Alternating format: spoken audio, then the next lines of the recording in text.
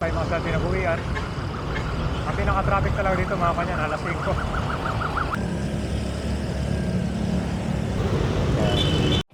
Is nyo na ba itong Espanya Boulevard at itong Welcome Rotonda? Ito na yung pag-iikot natin ngayon. Ito yung dalawang pinaka-importanting palatandaan sa hangganang dito, Quezon at Manila City dahil ito yung pinaka-well-known roads dito. Na ito yung kalsada nagdurugtong papunta rin sa Quezon City.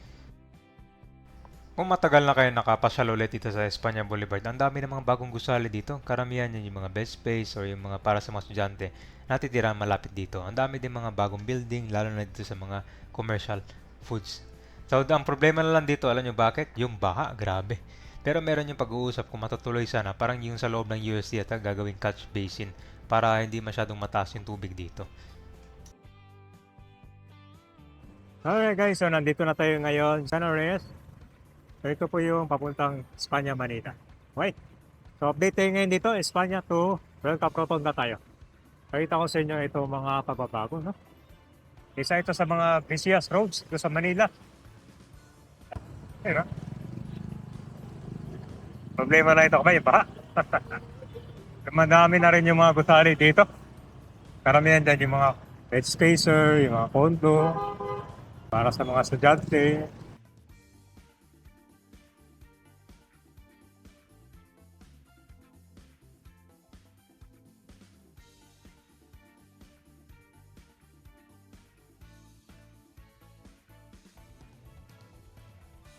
Wala pa yung mga sa pinabuhian.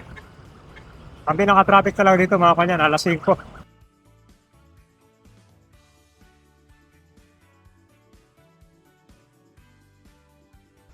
Dito sa intersection ng Espanya at Pinobal Street, dito sa kalsada, may kita mo yung gilid ng UST.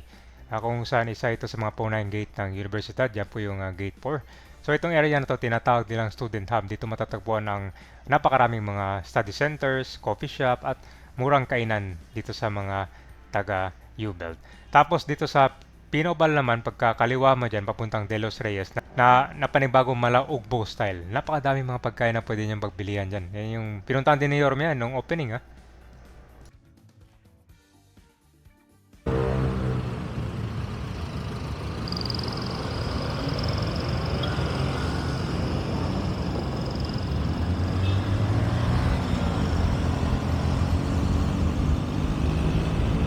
Yan yung guys, ha.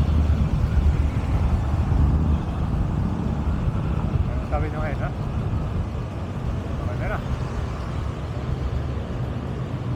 Dito yung matinding traffic ito kabayan, no? Ito yung bagong footbridge. O dito sa bagong building ng US ito eh.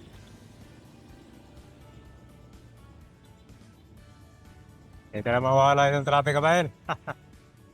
Madalas ito yung nakikita nyo talaga dito. So nandito na tayo sa intersection. Ito na po yung sa Lacson. Ang kaliwa papuntang SM San Lazaro. Sa kanan yan yung papuntang Skyway.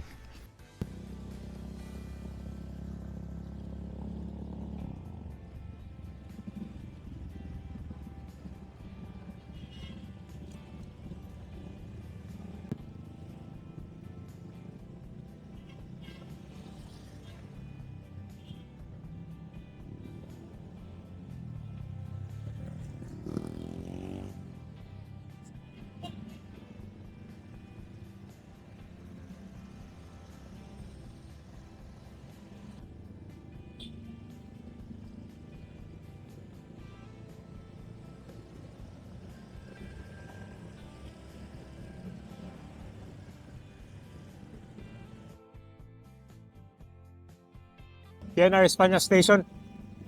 Demolish na yun. So gagawin elevated ito dito eh.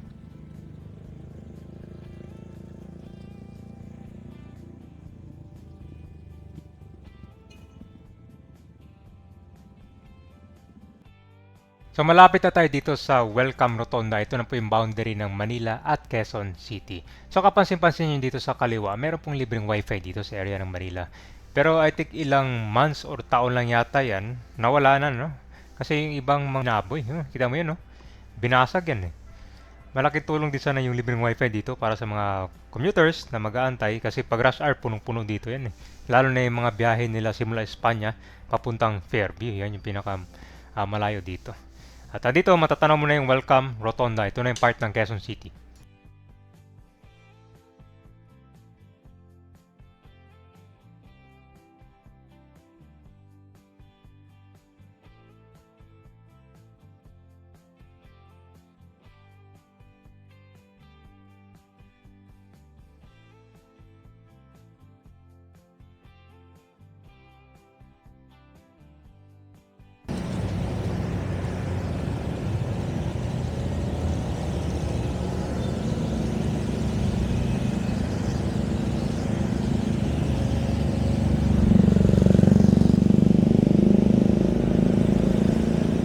Ito na yung guys, Welcome Rotonda, Quezon City.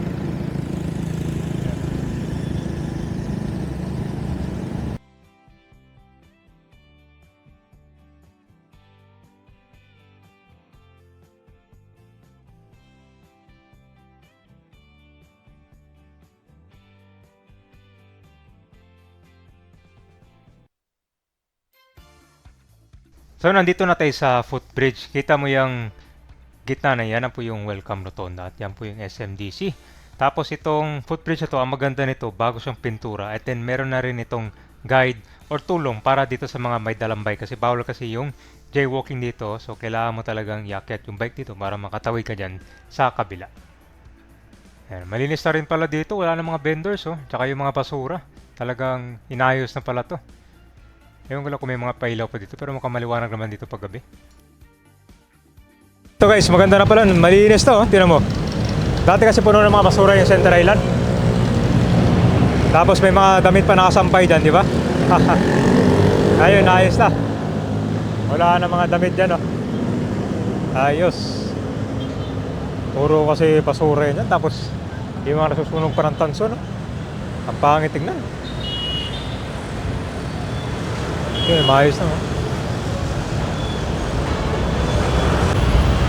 So dito pag tatawid kayo sa footbridge talaga kasi bawal yung jaywalking dito.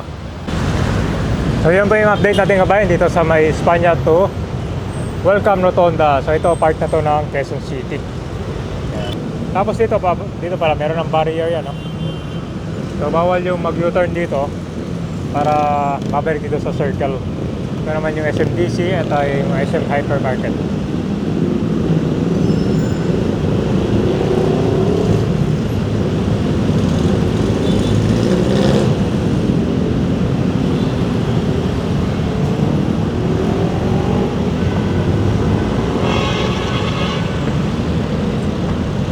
Malinis na rin yung center line na.